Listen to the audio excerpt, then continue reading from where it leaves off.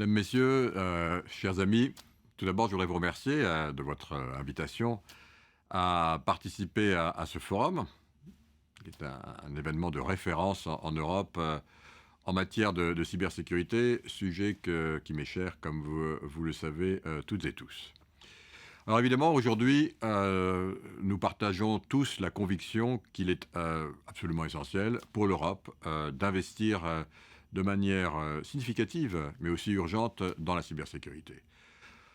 Bon, l'Europe, on le sait, vous en avez longuement parlé au cours de ces 2 derniers jours, la cible de très nombreuses attaques, dont le but est tout simplement, il faut appeler les choses par leur nom, de déstabiliser nos économies et aussi nos sociétés, et en un mot, notre système démocratique. Ces attaques reflètent le fait que l'Union européenne est devenue un acteur géopolitique de premier plan. Il faut qu'on en soit conscient, et c'est effectivement notre responsabilité que de protéger ce qui fait que nous sommes ce que nous sommes. Mais les événements récents, quotidiens même, j'allais dire, nous rappellent évidemment combien l'Europe et plus globalement le monde est vulnérable évidemment aux cyberattaques de très grande ampleur. Alors, je peux en citer quelques-unes, évidemment. Les attaques contre le système de santé irlandais en pleine crise sanitaire, le ransomware identifié par Kaseya, le piratage de la Colonial Pipeline ou encore les cyberattaques contre la municipalité d'Anhalt-Bitterfeld en Allemagne, celle de Thessalonique en Grèce. Enfin voilà, la liste malheureusement ne cesse de s'allonger tous les jours. Je voudrais juste vous rappeler que selon l'Agence européenne pour la cybersécurité, l'ENISA, les attaques sur nos chaînes d'approvisionnement devraient encore continuer à se voir se multiplier significativement. On estime que ça sera sans doute multiplié par 4 en 2021 par rapport à l'année dernière. Alors évidemment, avec une connectivité traditionnelle en hausse, avec évidemment le déploiement de la 5G, puis la 6G, l'explosion des objets connectés, l'intensification et l'utilisation des données industrielles, qui va être la grande histoire et le grand bouleversement porteur de beaucoup de progrès des années à venir, la surface de risque s'accroît. Et au fond, on passe d'un monde où la surface de risque était limitée à quelques data centers à un monde où la surface de risque, c'est tout notre continent. Et sans surprise, les attaques dans le cloud, du reste, ont évidemment très significativement augmenté. Et les chiffres que vous connaissez montrent une augmentation de plus de 600%, sont évidemment préoccupants et traduisent un phénomène absolument majeur. Les secteurs du transport, les secteurs gouvernementaux, de l'industrie, évidemment, sont les plus touchés, et on comprend pourquoi. Alors, pour mieux nous protéger, notre seule option est évidemment, c'est notre intime conviction, et la mienne en particulier, commissaire en charge notamment de la défense, ici à la Commission européenne, c'est d'agir ensemble, et d'agir ensemble au niveau européen. Je suis aussi le commissaire en charge du marché intérieur. Notre marché, il est très large, c'est le plus grand du monde, le plus vaste du monde. Il est très interconnecté, mais on sait que dans un marché aussi large et dans un marché aussi interconnecté, nous sommes, vis-à-vis des menaces et des attaques dans le monde de la cybersécurité,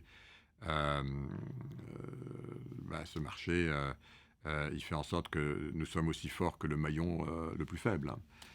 Et donc, on doit significativement améliorer notre niveau de sécurité, et on ne peut le faire que de façon collective. Alors pour ce faire, nous avons besoin de technologies de pointe, d'infrastructures sécurisées, d'exigences communes aussi, évidemment, et puis d'une coopération opérationnelle accrue, et puis enfin, de sanctions effectives et rapides. C'est pourquoi la Commission a présenté en décembre 2020 une nouvelle stratégie européenne intégrée de cybersécurité que j'ai appelé un peu un bouclier cyber européen, afin de protéger, détecter, défendre et dissuader. Alors voilà, ça c'est les 4 piliers, on va dire, donc de ce bouclier. Protéger d'abord, évidemment en remontant le niveau de sécurité au sein du marché intérieur. Et je compte beaucoup sur notre nouveau centre de compétences cyber pour organiser plus efficacement la recherche technologique européenne, mais aussi renforcer notre souveraineté technologique. L'Union, ses États membres et ses acteurs privés devraient investir plus que 4,5 milliards d'euros sur la période 21-27 dans le développement et le déploiement de technologies de cybersécurité. Donc c'est un montant significatif, plus important qu'on n'ait jamais mobilisé. Nous avons aussi proposé de réviser, comme vous le savez, le cadre des directives sécurité des réseaux, la fameuse directive Nice, mais aussi ce qui concerne la résilience des infrastructures critiques, CER. Et nous travaillons enfin sur un nouveau règlement sur la cybersécurité des produits, mais aussi des services, afin de mettre en œuvre un principe que l'on pourrait qualifier de cybersécurité par design. Deuxième point, c'est détecter, ce qui est absolument essentiel en matière cyber. Aujourd'hui, il faut en moyenne 180 à 190 jours pour détecter une attaque sophistiquée. Alors évidemment, il faut réduire drastiquement ce temps et le ramener à quelques heures. Pour ça, j'ai proposé la mise en place d'un réseau européen de centres opérationnels de sécurité, qu'on appelle les SOC, les Security Operations Centers. Donc ces centres vont structurer le réseau grâce à des technologies d'intelligence artificielle, afin de détecter partout en Europe donc, des signaux faibles d'attaque. Donc 5, 6, 7 de ces centres vont pouvoir couvrir, créer une sorte de bulle en matière cyber autour de nos infrastructures européennes. Troisième point, c'est évidemment défendre.